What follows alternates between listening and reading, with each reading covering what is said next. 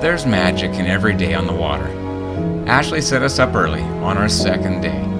Morning light was sure to filter into a favorite trout line. There's always a riser on this bay, and there was one for him.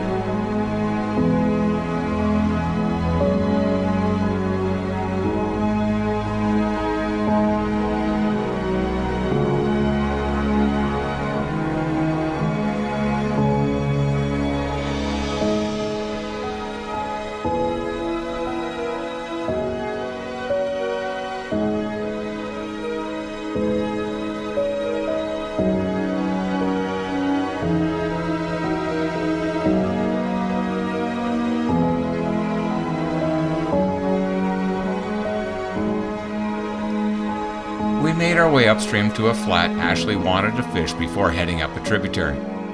From his riverside perch, he pointed out a pair of browns holding on a rod length apart, dimpling to midges. We managed to take both.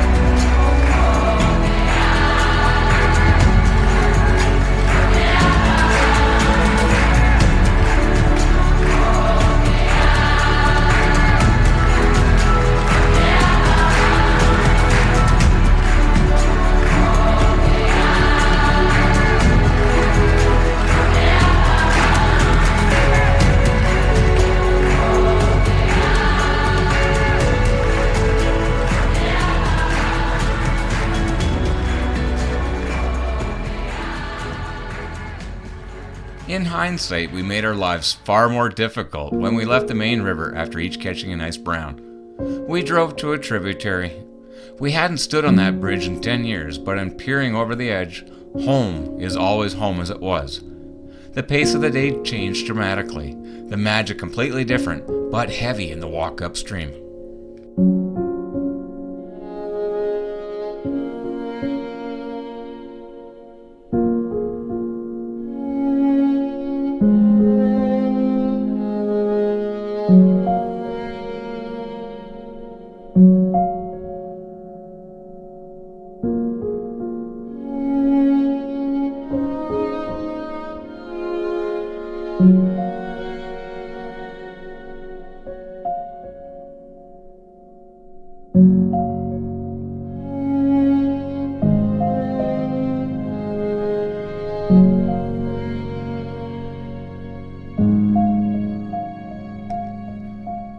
found the first fish in a flat. It was completely unsettled, box stepping the run. One thing fly fishers and grooms on their wedding day share is their shoulders raised through their ears in anticipation and excitement. Those same shoulders express gutting disappointment when that fish swims away or the bride doesn't show. It's unmistakable.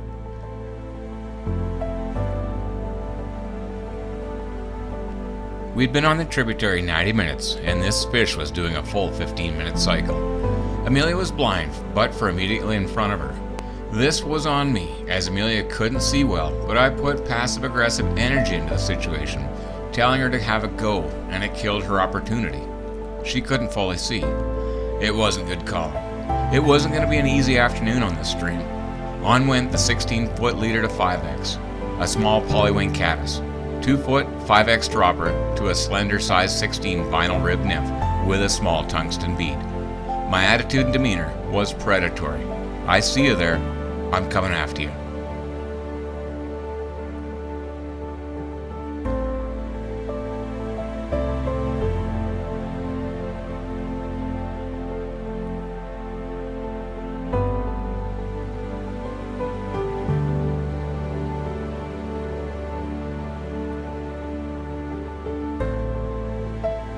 Ashley then had a go at a fish just above mine. It was a lethargic fish that mouthed a nymph on a downstream eat to no connection. Above this, the water screamed brown trout. Sure enough, a nice brown was holding in a perfect seam on the pillow of a rock, but this one was shutting down as well. Amelia took a cast, but its body language was off. There was no point in casting again. If you've been to New Zealand in summer, you've seen this fish. Shut down and comatose. The term is doggo. And if you want, you can practice your sneak approach on these fish and tap them on the tail. Somehow it was my turn again. From a high bank, I immediately saw a good brown upstream. It too was box stepping the run, uncomfortable to station in the low flows. I could see it nymphing. In the time I took to slide off the bank, it turned and swam 80 meters downstream to hold in a foot of water in the tail out. But the trout wasn't settled. It moved off again. I hopped onto the bank to watch the rock hopping upstream. It finally settled on the pillow of a rock 50 meters upstream.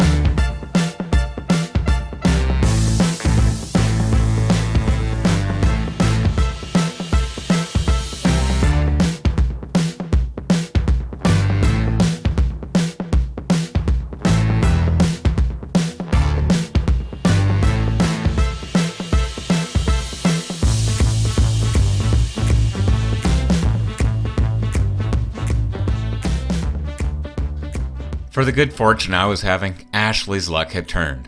When fishing a rotation of 3, circumstance and luck play a huge role. There's not much you can do to snap it. This one had all the earmarkings of a gimme. So of course the one gimme fish decided to rise at the split second his cast was laying out. See ya. Yeah, sweet.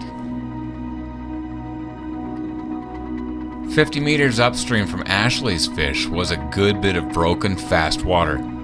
Amelia was going to get an eat. She simply had to feed the fish a dry dropper and hang on. I do recall Ashley telling us he usually gets broken off by this big brown in the shoreline rocks.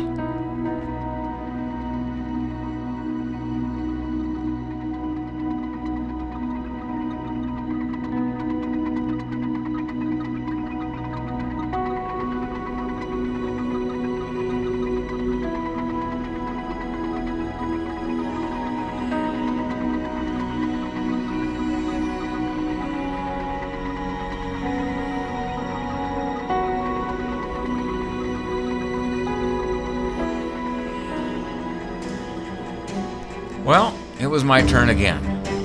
I like to keep as much height as possible. When I saw this, I was conflicted. Gorgeous fish, great location, but I couldn't read it. Was it doggo, sort of doggo, or just waiting for any insect to drift past? I hate fish I can't read, and this was one.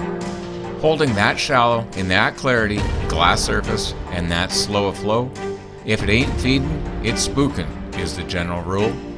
Gorgeous, but the odds were low. After 20 minutes of watching, it did sort of cock its head to the left. As I mentioned, the fish were dropping to the main river. I was just getting into the stream to line up on the gorgeous brown when Ashley and Amelia watched another fish drop from 70 meters upstream and called out that it was dropping fast. Incredibly, it swam right past the first fish without a territorial chase. It kept dropping and stationed 2 rod lengths upstream of me. Well, as luck had it, I just had to flip my dry dropper in. I gunned my rod and did my best to angle that one downstream to protect the original fish from spooking off.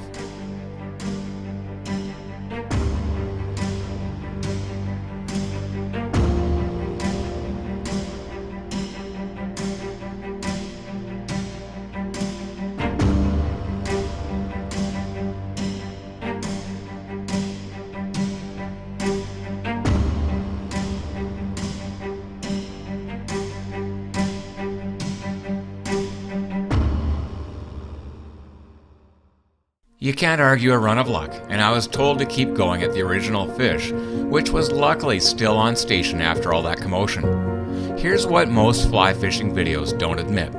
What you don't see in this video is me taking about 15 warm-up casts to get my presentation just so on that water, to ensure I didn't line the fish nor land with a thud. If there was a fish I was going to smack on the head due to nerves, this was it. I fully expected to spook this fish, but I was bloody well going to catch it. That cast was as gentle as I can pull off. That polywing caddis barely dimpled the water at 180 frames per second, but it needed to be 6 inches further upstream. The refusal gutted me. Usually these fish either eat or immediately shut down in that water. Against my better judgment, I cast again. Perfect cast, but seen it, refused it. Nah. The worst part was that I still didn't know if it was partly doggo and barely interested to begin with, or was feeding and waiting for food, and I was on the verge of pissing him off. What I did know, it was now a project. On went the slightest 2x shank size 18 pheasant tail with a small tungsten bead head. How I was going to deliver that without spooking the fish, well, jeepers. But that cast that delivered the fly was, well, enough.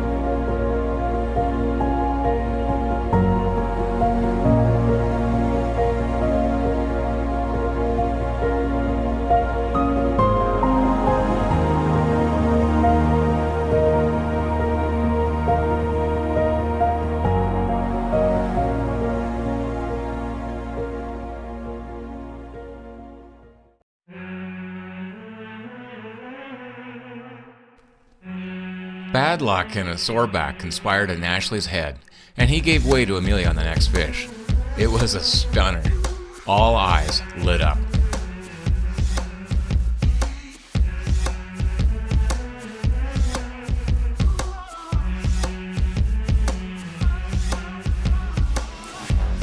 Of course, just when we thought this one was a gimme, yet another dropping fish came through.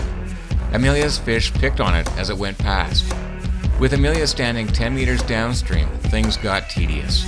If those two kept dancing circles coming downstream, it was all over before it began. Incredibly, the dropping fish buggered off and the original returned to station. Amelia's luck was turning.